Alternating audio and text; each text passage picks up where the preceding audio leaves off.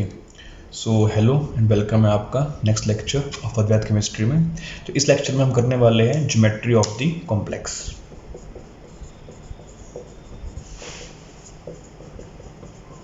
कि कॉम्प्लेक्स जो है वो किस शेप में एग्जिस्ट करेगा और उसकी शेप और कॉम्प्लेक्स की ज्योमेट्री जो है वो डिपेंड करती है किसके ऊपर, that depends upon the coordination number के ऊपर। यानी कि उस सेंट्रल मेटल के अराउंड कितने लिगेंड प्रेजेंट है उसी से उस कॉम्प्लेक्स की ज्योमेट्री डिसाइड होगी। अब कोऑर्डिनेशन नंबर किस चीज़ से अफेक्टेड होता है उसके बारे में हम ज़रा डिस्कस कर लेते हैं एक बार। तो पहला हमारे पास है साइज ऑफ मेटल आयन। तो कॉमन सेंस की बात है कि अगर साइज मेटल आयन का बड़ा होगा तो उसके अराउंड ज़्यादा लिगेंड्स आ पाएंगे, तो उसका कोऑर्डिनेशन नंबर भी उसी हिसाब से इंक्रीज हो जाएगा।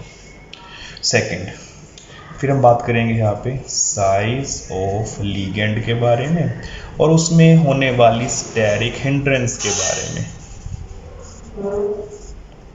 तो एक कॉमन सेंस यहाँ पे भी निकल के आती है कि अगर लिगेंड का साइज बड़ा होगा तो उसमें स्टेरिक हिंड्रेंस भी कैसी होगी, ज़्यादा होगी। और अगर स्टेरिक हिंड्रेंस ज़्यादा होगी तो या तो वो चाहेगा 3D ज्योमेट्री में आना, या फिर वो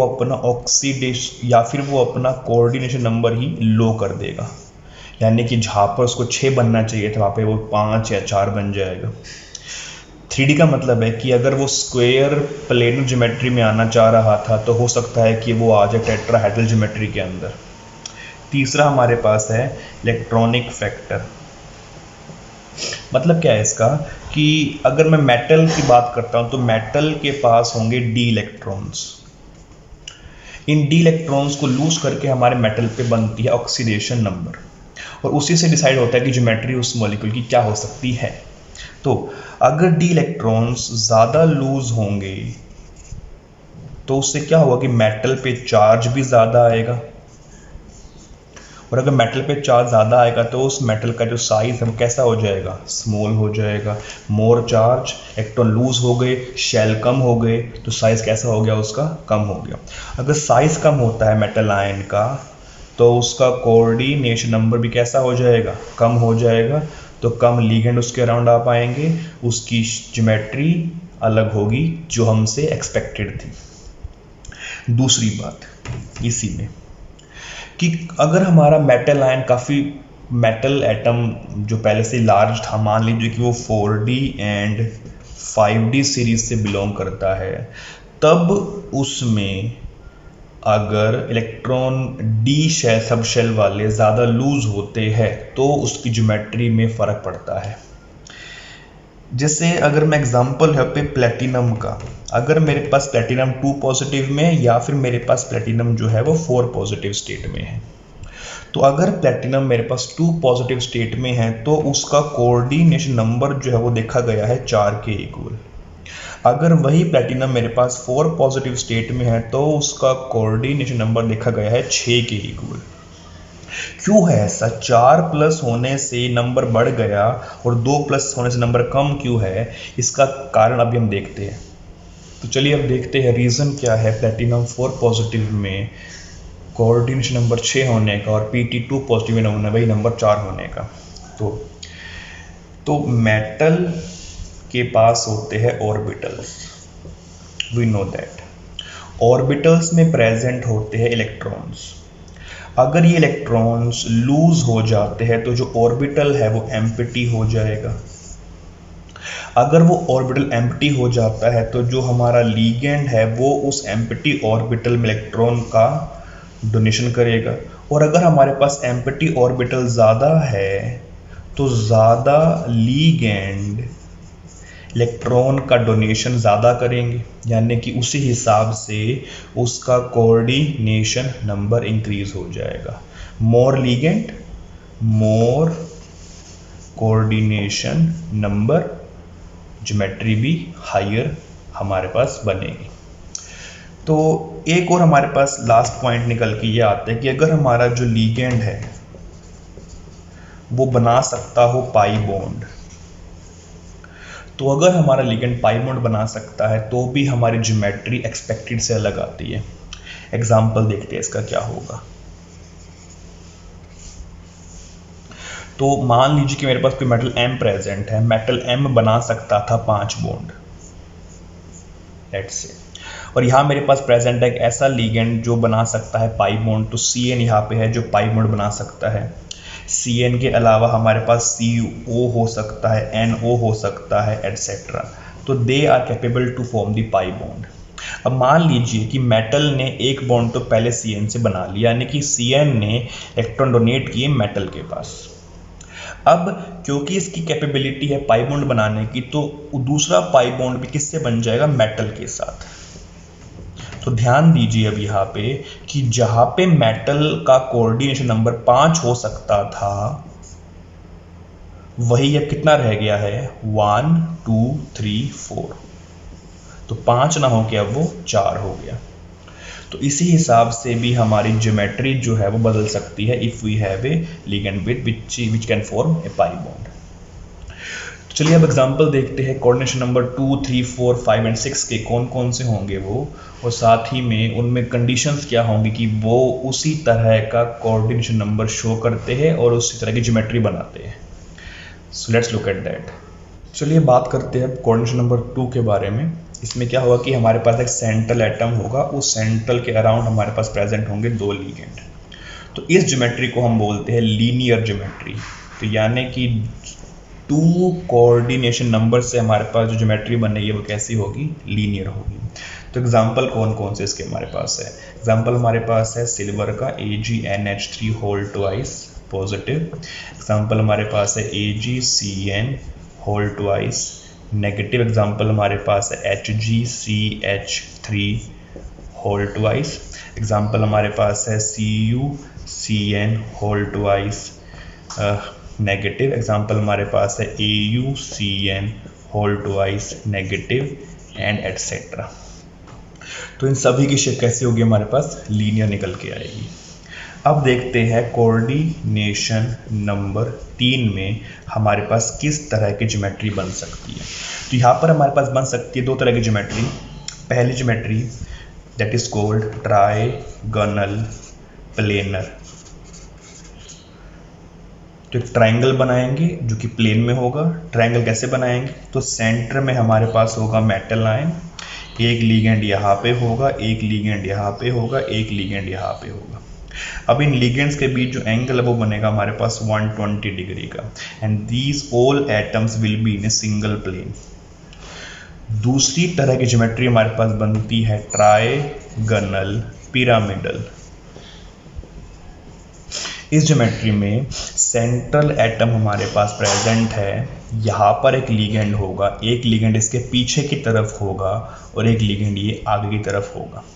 इस ज्योमेट्री के बनने के कारण हो सकते हैं कि एक हमारे पास लोन पेयर हो, तो जो ये लोन पेयर प्रेजेंट होगा यहाँ पे, ये इसको बेंड करने में हेल्पफुल होगा, जिससे इसकी शेप क्या बन जाती है हमारे पास, ट्राइगोनल पिरामिडल की। मतलब क्या है कि हमारे पास एक ट्राइंगल होगा, इस ट्राइंगल से हमारे पास क्या बनेगा, एक पिरामिड सा बनेगा। तो ये टॉप पे तो हमारा मेटल आयन है और यहाँ पे प्रेजेंट है हमारे ligand, like that. So that will form a trigonal pyramidal structure। तो अब देखते हैं कि कौन से एग्जांपल्स होंगे जो इन शेप में जाएंगे। Let's look at that. Okay, तो एग्जांपल देखते हैं जो एलिमेंट्स जाएंगे इस ज्योमेट्री के अंदर। एग्जांपल हमारे पास पहला है HgI3 नेगेटिव। एग्जांपल हमारे पास दूसरा दे रखा है यहाँ पे, that will be KCuCN whole twice. Example हमारे पास है CsCuCl3। तो ये एग्जाम्पल हुए हमारे पास which will show geometry of trigonal planar structure. But यहाँ पे ध्यान दें, इसमें कोऑर्डिनेशन नंबर जो है वो 2 है, बट फिर भी ये जा रहा है ट्राइगोनल प्लेनर ज्योमेट्री में। ऐसा क्यों है? तो इसका जवाब हमें मिलता है इसके स्ट्रक्चर से। So let's make it structure first of all.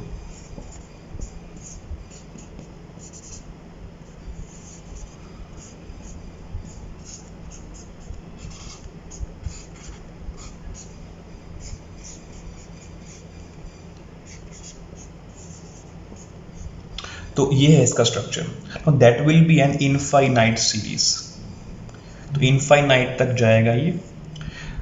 अब मैं अगर इस कॉम्प्लेक्स की एक सिंपल फॉर्मूला यूनिट देखता हूँ तो वो फॉर्मूला यूनिट जो है वो निकल के आती है CuCN होल ट्वाइस नेगेटिव, इसलिए हमने इसको यहाँ पे लिखा है। बट इसकी ज्योमेट्री जो वो कौन सी निकल के आती है हमारे पास, ट्राइगोनल प्लेनर। मैं दोबारा बोल रहा हूँ कि ये एक इनफाइनाइट सीरीज हमारे पास बनेगी, इनफाइनाइट चेन बनेगी हमारे पास। इस इनफाइनाइट चेन का हमने एक फॉर्मूला यूनिट लिखी है जो निकल के आती है ये वाली, जिसमें कोऑर्डिनेशन नंबर जो है वो 2 है। ओके, अब जरा इसकी बात कर लेते हैं। HgI3 नेगेटिव, Hg हमारे सेंटर में होगा, I हमारा यहाँ पर होगा, I यहाँ पर होगा, I यहाँ पर होगा, and complex will have a whole negative charge. तो अब देखते हैं वो एग्जांपल्स जो जाते हैं ट्राइगोनल पिरामिडल ज्योमेट्री में। Let's look at them also. तो जो एग्जांपल हमारे पास निकल के आता है वो है SnCl3 नेगेटिव। इसमें Sn हमारा सेंटर में होगा, एक Cl यहाँ पे होगा, एक Cl हमारा आगे की तरफ होगा और एक Cl हमारा होगा बैक साइड पे, और यहाँ प्रेजेंट होगा हमारे पास एक लॉन पे। So that will have A pyramidal geometry, that is a complex compound. तो अब देखते हैं कोऑर्डिनेशन नंबर 4 में हमारे पास कौन सी ज्योमेट्री आती है और उसमें हमारे पास कौन से एग्जाम्पल्स आएंगे। तो चलिए अब बात करते हैं कोऑर्डिनेशन नंबर 4 के बारे में। तो इसमें हमारे पास बन सकती है 2 तरह की ज्योमेट्रीज। पहली जो कि हम जानते हैं that is tetrahedral, and that is a 3D geometry, जिसमें सेंटर में एटम हमारे पास होगा, ये लीगेंड, एक लीगेंड होगा हमारा आगे की साइड पे और एक हमारा कहाँ होगा, पीछे की साइड पे। तो जो एंगल बनेगा लीगेंड्स के बीच में that will B 109 degree 28 minutes, and that is a 3D geometry. Okay, second geometry हमारे पास बनती है स्क्वायर प्लेनर। तो ये एक 2D ज्योमेट्री है जिसमें हमारे पास सेंटर में मेटल आयन होगा और स्क्वायर के 4 कॉर्नर्स पे हमारे पास प्रेजेंट होगा लीगेंड। तो जो एंगल बनेगा यहाँ पे that will B 90 degree. Okay, अब एक बात मैं एंगल से क्लियर कर दूँ यहाँ पे, वो ये है कि क्योंकि यहाँ पे एंगल 90 डिग्री का है और यहाँ पे एंगल 109 डिग्री 28 मिनट का है, तो एंगल यहाँ बड़ा है, तो इस ज्योमेट्री में स्टेबिलिटी हमें ज़्यादा मिलेगी। मतलब अगर मेटल आयन मेरे पास प्रेजेंट है और उसके अराउंड लीगेंड प्रेजेंट है लार्जर साइज के, तो लार्जर साइज के लीगेंड उस मेटल के अराउंड प्रेजेंट होंगे इस ज्योमेट्री के अंदर, ना कि इसके अंदर, क्योंकि यहाँ पर बॉन्ड एंगल ज़्यादा होने के कारण स्टेरिक हिंड्रेंस कम रहेगी, और स्टेरिक हिंड्रेंस कम रहेगी तो रिपल्शन कम रहेगी, रिपल्शन कम, energy minimum, more stability.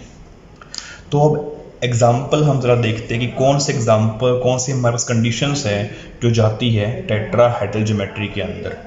Okay, तो अगर मैं एग्जाम्पल की बात करूँ तो एग्जाम्पल हमारे पास आएंगे लीगेंड। पहले तो लीगेंड हमारे कौन से होने चाहिए, तो क्योंकि टेट्राहेड्रल ज्योमेट्री लार्जर लीगेंड को ऑक्यूपाई कर सकती है, तो we will have larger ligand such as Cl negative, Br negative, I negative etcetera. दूसरा, अगर मैं यहाँ पे मेटल आयन की बात करता हूँ तो मेटल आयन हमारे पास कौन से होंगे, जिसमें हमारे पास हो सकती है D0 या D10 कॉन्फ़िगरेशन। ये कॉन्फ़िगरेशन वाले मेटल आयन जो है वो टेट्राहेड्रल ज्योमेट्री में जाते हैं। जैसे मेरे पास एग्जांपल है Zn2 पॉजिटिव का, Cu2 पॉजिटिव का, Mn7 पॉजिटिव का, Cr6 पॉजिटिव का, Sc3 पॉजिटिव का, Ti4 पॉजिटिव का, एंड एटसेट्रा। तो ये मेटल आयन जो है वो जाते हैं टेट्राहेड्रल ज्योमेट्री में। उसके अलावा भी हमारे पास कुछ और मेटल आयन होते हैं जो टेट्राहेड्रल ज्योमेट्री में जाना पसंद करते हैं, जैसे कि Fe2 पॉजिटिव, यानी कि with D6 configuration. We can have Nickel2 positive with D8 configuration. We can also have Cu2 positive with D9 configuration. We can have Cobalt2 positive with D7 configuration. तो ये metal ion with that configuration can also go into tetrahedral geometry. अब देखते हैं example हमारे पास complex के कौन से है। तो हमारे पास पहला एग्जाम्पल है यहाँ पे NiCl4 2 नेगेटिव। हमारे पास हो सकता है Zn H2O4 2 पॉजिटिव, एग्जाम्पल हमारे पास हो सकता है यहाँ पे CuCl4 2 नेगेटिव एंड एटसेट्रा।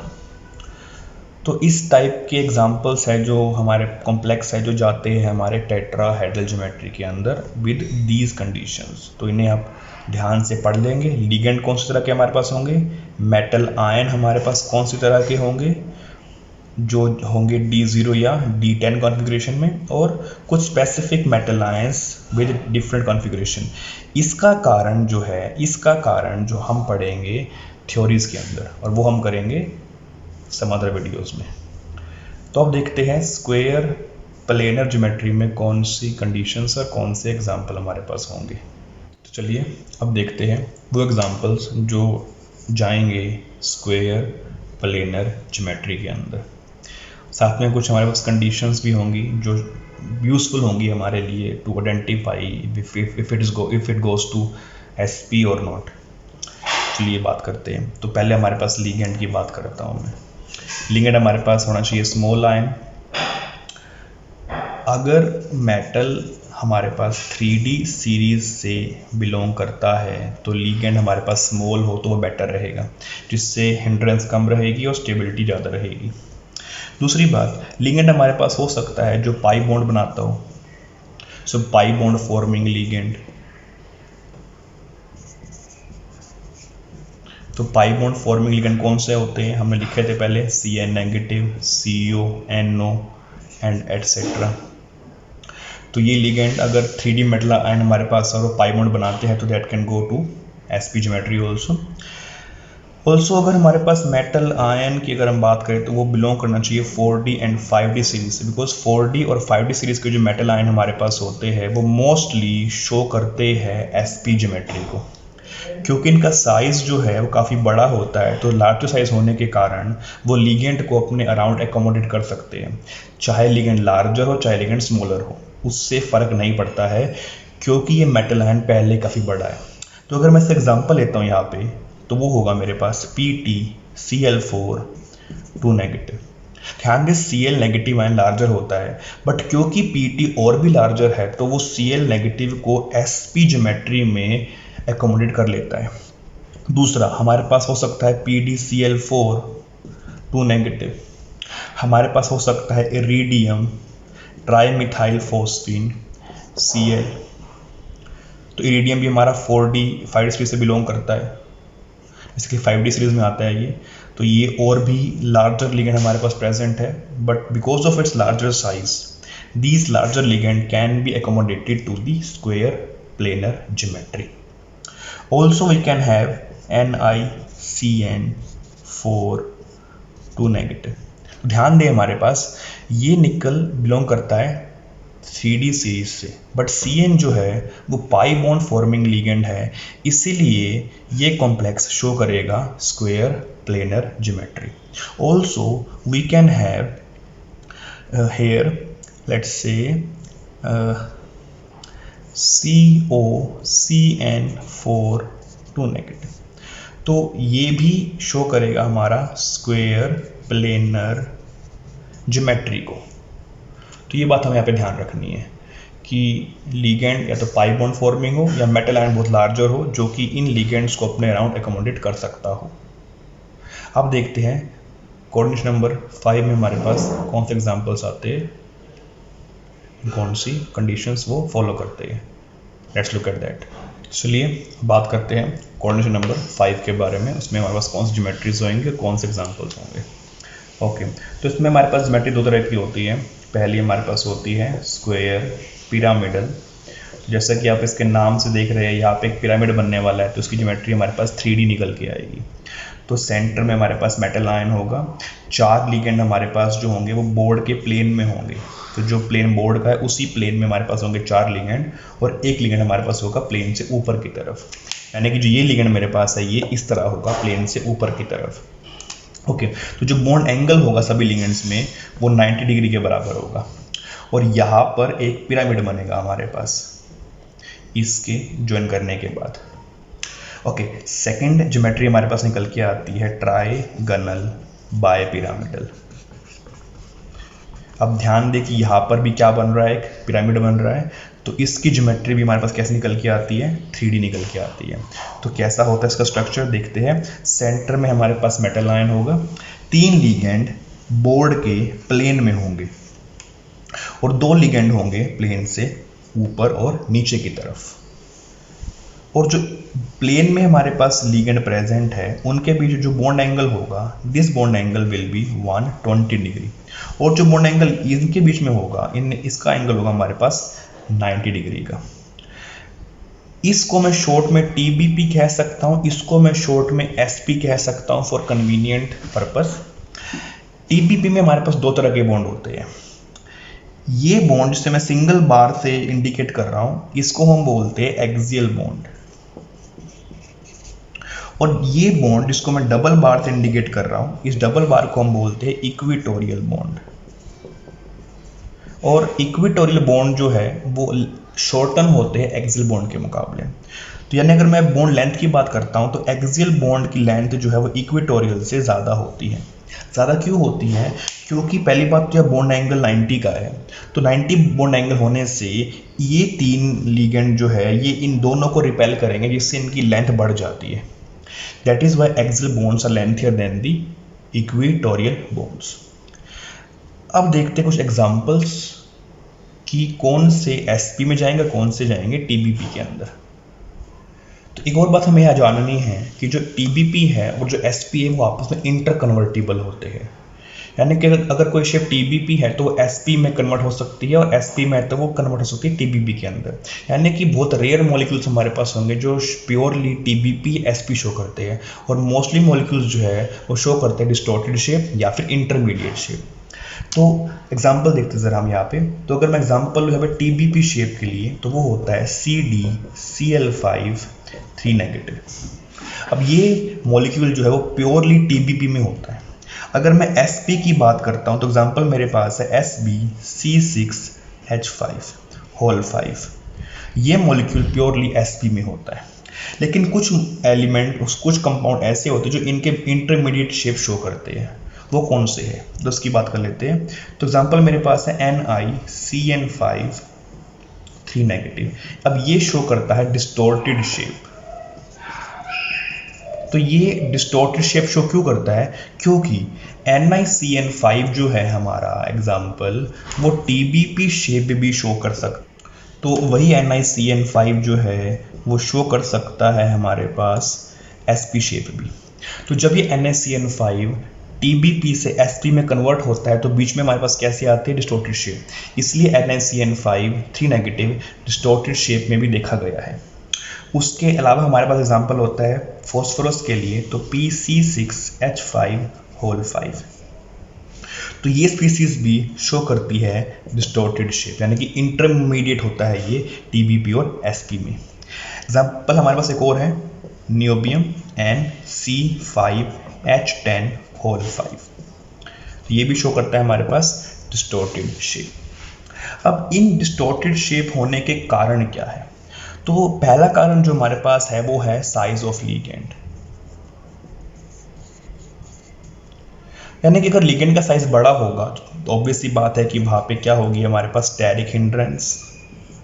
और अगर हमारे पास स्टेरिक हिंड्रेंस होंगी तो वो अपनी रेगुलर ज्योमेट्री को छोड़ के एक ऐसी ज्योमेट्री में जा सकता है जो कि थोड़ी सी मोर स्टेबल है, बजाय कि वो डिस्टॉर्टेड ही क्यों ना हो। दूसरा एग्जांपल हमारे पास यहाँ पे है इलेक्ट्रॉनिक रिपल्शन का। यानी कि अगर मान लीजिए कि मेटल आयन पे लोन पेयर प्रेजेंट है, इलेक्ट्रॉन प्रेजेंट है, तो वो मेटल आयन के इलेक्ट्रॉन जो है वो रिपेल करेंगे लीगेंड के इलेक्ट्रॉन पेयर को, जिससे ज्योमेट्री में डिस्टॉर्शन क्रिएट हो सकता है। तो उन वजह से भी हमारे पास डिस्टॉर्टेड ज्योमेट्री यहाँ पे देखी जाती है। तो 2 कारण हमारे पास निकल के आए, size of ligand, electronic repulsion, किसमें, मेटल में और लीगेंड में। तो ये बात हमें यहाँ पे ध्यान रखनी है। ओके, अब देखते हैं कि TBP जो है वो SP में कन्वर्ट किस तरह होता है। Let's look at that. Okay, तो अब हमें देखना है conversion of TBP into SP and vice versa. तो पहले मैं बनाऊँ यहाँ पे TBP ज्योमेट्री।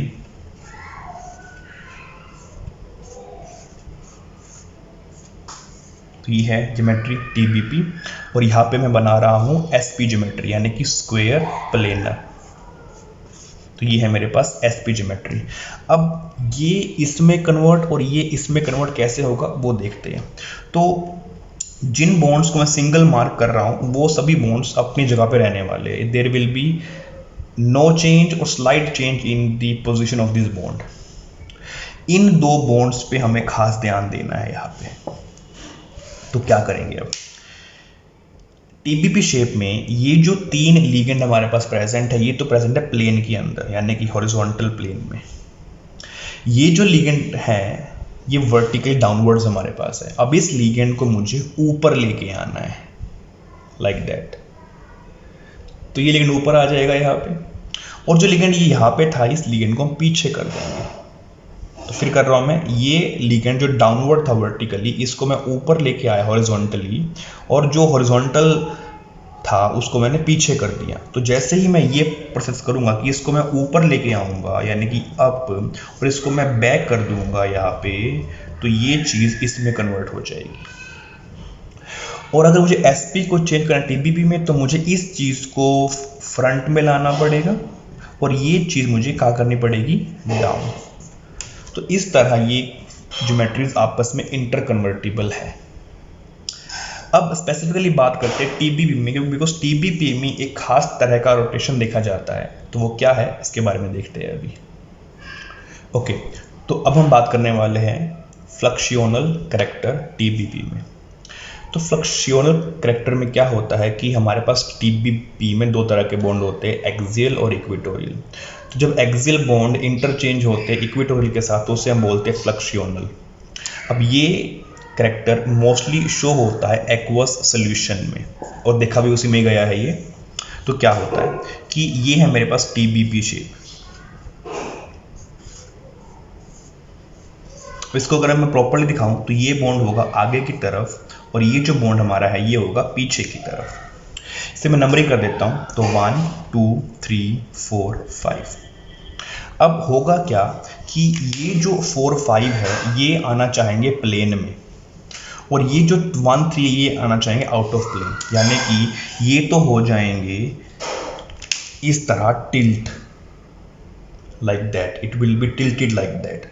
और जो ये पीछे वाले हैं ये ऐसे थे, ये वर्टिकली हो जाएंगे प्लेन में। यानी कि अगर मैं इसको दिखाऊं दोबारा से तो ये जो बॉन्ड था ये इस तरह है, तो ये टिल्ट हो जाएगा स्लाइटली, और जो ये बॉन्ड टिल्टेड था इस तरह से ये स्ट्रेट हो जाएगा। जब ये प्रोसेस हो जाएगी हमारे पास तो हमें मिलेगा इस तरह का स्ट्रक्चर। ध्यान दे ज़रा, तो ये तो हो गए स्ट्रेट और ये हो गए हमारे पास tilted.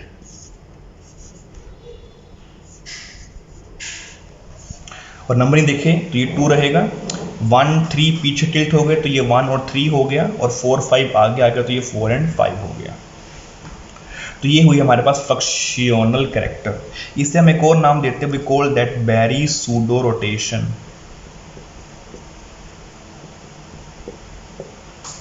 So in this pseudo rotation we have is that axial bonds are changing into equatorial and vice versa is happening there also.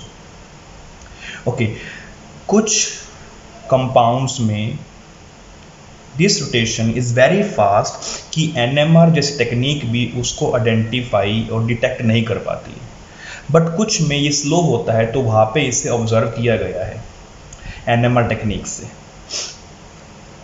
Okay, तो ये था हमारे पास फ्लक्सियोनल करैक्टर के बारे में। अब हम डिस्कस करेंगे कोऑर्डिनेशन नंबर 6 को। तो चलिए अब बात करते हैं कोऑर्डिनेशन नंबर 6 के बारे में। इसमें हमारे पास कौन सी तरह की ज्योमेट्रीज एग्जिस्ट कर सकती है। तो सबसे मोस्ट कॉमन ज्योमेट्री जो हम देखते आ रहे हैं that is octahedral, that is a 3D geometry. तो कैसा होता है इसमें स्ट्रक्चर, सेंटर में लिगेंड होगा, 4 लिगेंड हमारे बोर्ड के प्लेन में होंगे और 2 लिगेंड हमारे बोर्ड से ऊपर और नीचे की तरफ होंगे, और इसमें सभी एंगल जो होते हैं दैट इज 90 डिग्री। लेकिन ऑक्टाहेड्रल में भी कुछ तरह का डिस्टोर्शन देखा गया है, वो तो उन डिस्टोर्शन की बात हम थोड़ी देर में करेंगे। सेकंड काइंड ऑफ ज्योमेट्री जो हम देखते हैं वो होती है हेक्सागोनल, यानी कि 2D ज्योमेट्री। इसमें लिगेंड हमारा मेटल आयन सेंटर में होगा और 6 लिगेंड जो है वो ऑक्यूपाई करेंगे कॉर्नर्स ऑफ दी हेक्सागन। तो ये सभी के सभी एक ही सिंगल प्लेन में प्रेजेंट है और जो एंगल यहाँ पे होगा that will B 60 degree. Third kind of shape जो हमारे पास निकल के आती है that is called trigonal prism structure. तो इस शेप में हमारे पास एक प्रिज्म बनेगा, ट्राइगोनल प्रिज्म। कैसे बनेगा वो देखते जरा एक बार। तो ये मैंने बनाया एक ट्राइंगल, तो इनको मैं जोड़ देता हूं यहाँ पे लाइक दिस। तो ये हमारा बना एक ट्राइगोनल प्रिज्म स्ट्रक्चर। इसके सेंटर में हमारा मेटल होगा और जो इसके कॉर्नर्स हमारे पास है वहां पे लिगेंड प्रेजेंट होगा। So it will have this kind of geometry. इसको अगर मैं एक और तरीके से दिखाऊं तो वो इस तरह हो सकता है हमारे पास तरीका इसका। इसको जोड़ देते हैं तो ये बनी हमारे पास प्रिज्म स्ट्रक्चर। इसके सेंटर में कहीं मेटल प्रेजेंट है और यहाँ पे हमारे पास क्या प्रेजेंट है, लिगेंड प्रेजेंट है as you can see here. तो ये ज्योमेट्री हमारे पास एग्जिस्ट करेगी कोऑर्डिनेशन नंबर 6 में। तो अब जरा देखते हैं ऑक्टाहेड्रल ज्योमेट्री में एग्जांपल कौन से आते हैं और उसमें डिस्टोर्शन किस तरह की होती है। ओके, तो अब बात करते हैं एग्जांपल्स के बारे में जो शो करते हैं ऑक्टाहेड्रल ज्योमेट्री। तो मोस्टली हमारे पास यहाँ पे 3D एलिमेंट, 3D सीरीज के एलिमेंट हो सकते हैं, 4D के हो सकते हैं, 5D के हो सकते हैं, बट 3D में ज्योमेट्री ये ज़्यादा देखी जाती है।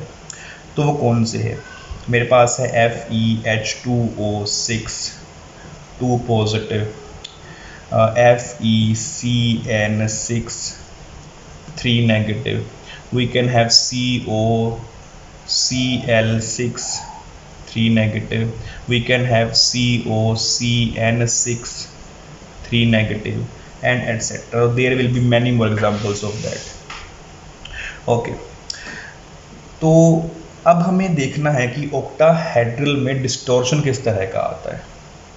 तो बात करते हैं यहाँ पे डिस्टॉर्शन के बारे में ज़रा। तो डिस्टॉर्शन यहाँ दो तरह का हो सकता है। पहला टेट्रागोनल डिस्टॉर्शन। टेट्रागोनल डिस्टॉर्शन जो हमारा है वो C4 एक्सिस से होगा। अब ये C4 एक्सिस क्या है इसके बारे में हम पढ़ चुके हैं ग्रुप थ्योरी में, तो इसका लिंक डिस्क्रिप्शन में दिया गया है, आप वहाँ चेक कर सकते हैं। दूसरा हमारे पास होगा ट्राइगोनल डिस्टॉर्शन,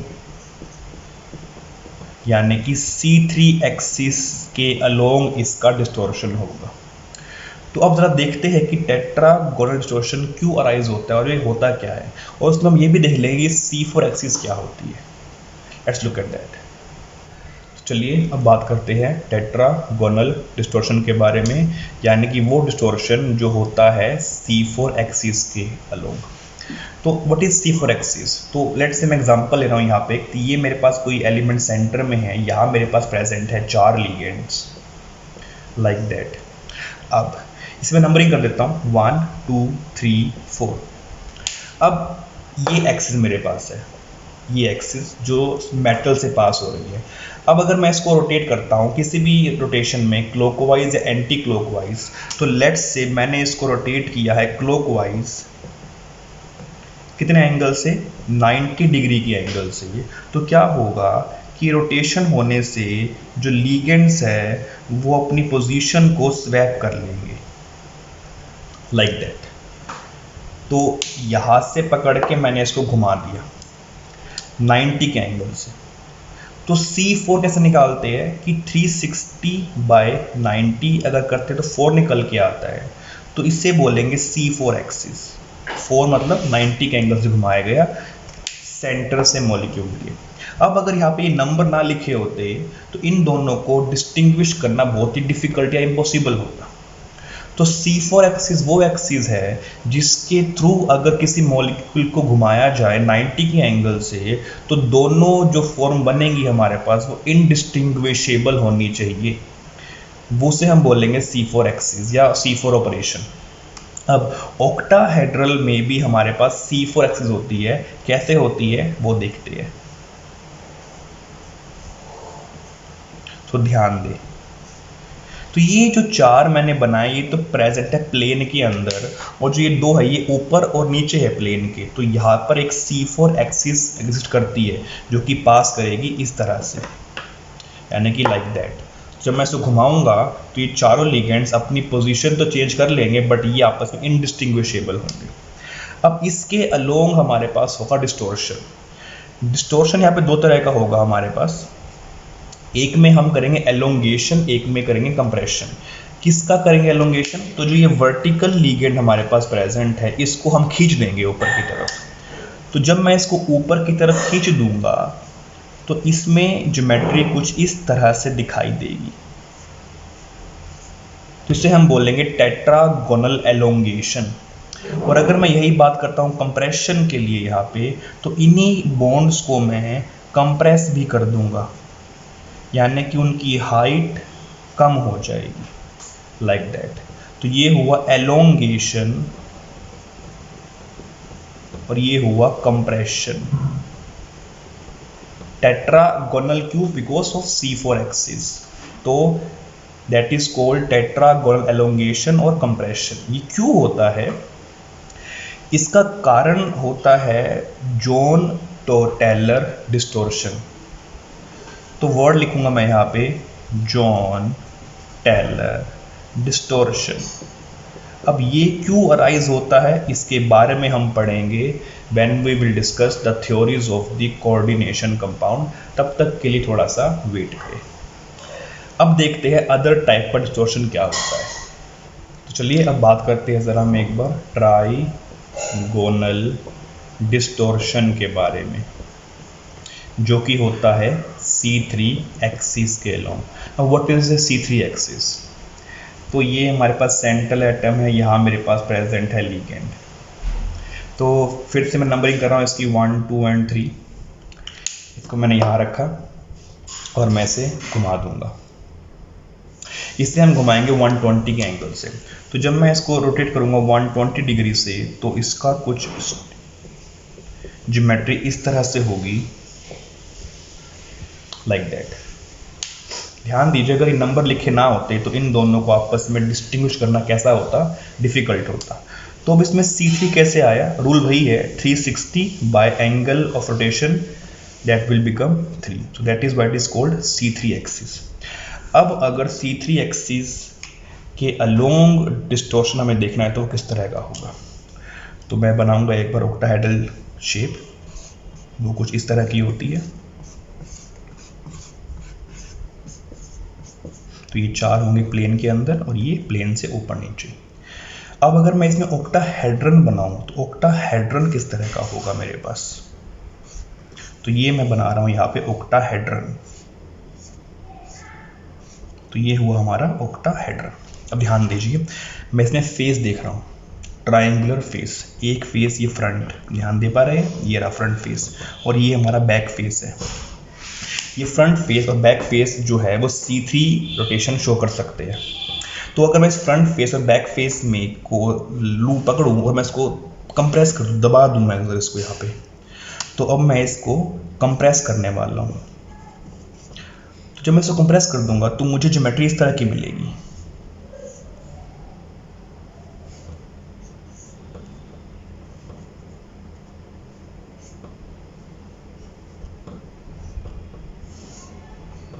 ये now that will be known as trigonal antiprism। जैसा हमारे पास ट्रायगोनल प्रिज्म था, इसमें ज्योमेट्री कौन सी बनेगी हमारे पास? ट्रायगोनल एंटी प्रिज्म, यानी कि दो ट्रायंगल होंगे अपोजिटिवली, इस तरह की ज्योमेट्री होगी। और लीगेंड हमारे प्रेजेंट होंगे कॉर्नर्स पे इस ट्रायंगल के, और सेंटर में क्या होगा हमारे पास? Metal ion. तो ये हुई हमारे पास ट्रायगोनल डिस्टोर्शन। मैं दोबारा कह रहा हूँ, जो ट्रायंगुलर फेस है उन फेसेस को पकड़ता हूँ और मैंने इसको कंप्रेस कर देता हूँ, तो कंप्रेस करने से मुझे क्या मिलता है? Trigonal anti prism geometry. तो ये हुए हमारे पास डिस्टोर्शन ऑक्टाहेड्रल में। अब बात करते हैं ट्रायगोनल प्रिज्म में कौन से कंपाउंड एग्जिस्ट करते हैं। तो अब देखते हैं ट्रायगोनल प्रिज्म ज्योमेट्री के बारे में। ये रही वो स्ट्रक्चर। इसमें हमारे पास दो फेस ट्राइंगुलर है, देख पा रहे हैं, तो दो फेस जो है वो ट्राइंगल बना रहे हैं, और इसमें तीन फेस हमारे पास है जो कि एक रेक्टेंगल बनाएंगे या फिर क्वाड्रिलेटरल। कौन से होंगे? एक तो ये फ्रंट फेस होगा, एक ये पीछे वाला बैक फेस होगा ये वाला, और एक ये नीचे वाला फेस, देख पा रहे ना यहाँ पे, एक ये फ्रंट, एक ये पीछे बैक वाला, और एक ये नीचे वाला फेस। तो इसमें तीन फेस रेक्टेंगल है और दो फेस ट्राइंगल है। ये बात हमें ध्यान रखनी है बिकॉज इसकी हमें नीड पड़ेगी बाद में।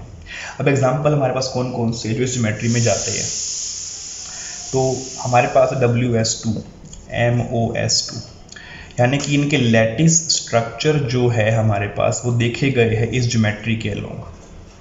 ओके, और एग्जांपल कौन से हमारे पास, जरा वो देखते हैं हम इसमें एक बार।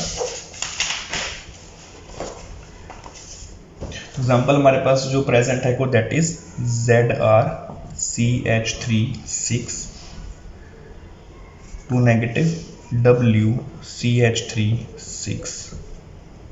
तो इस केस में हमारे पास जो कॉन्फ़िगरेशन बनती है वो बनती है D0।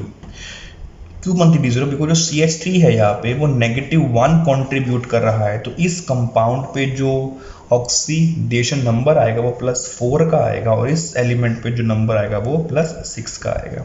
तो D0 कॉन्फ़िगरेशन यहाँ पर है, और ये कॉन्फ़िगरेशन में ये एलिमेंट किस में जा रहे हैं? ट्राइगोनल प्रिज्म ज्योमेट्री के अंदर।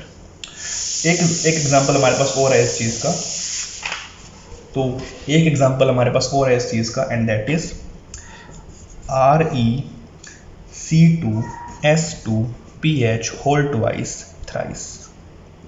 तो यहाँ पे ये स्पीसीज काम करती है डाइडेंटेट लिगेंड का, और ये ज्योमेट्री जो देखी गई है वो देखी गई है ट्राइगोनल प्रिज्म के अंदर। तो ये हमारे पास एग्जाम्पल थे, और कुछ ज्योमेट्रीज की डिस्कस किया हमने 2 से लेकर 6 तक। हायर ज्योमेट्रीज यानी कि 7 से लेकर 12 तक हम डिस्कस करेंगे नेक्स्ट वीडियो में। So if you understand the concept taught today, please like, share and subscribe the video, ताकि और बच्चे भी इसका बेनिफिट ले सके। So thank you for viewing.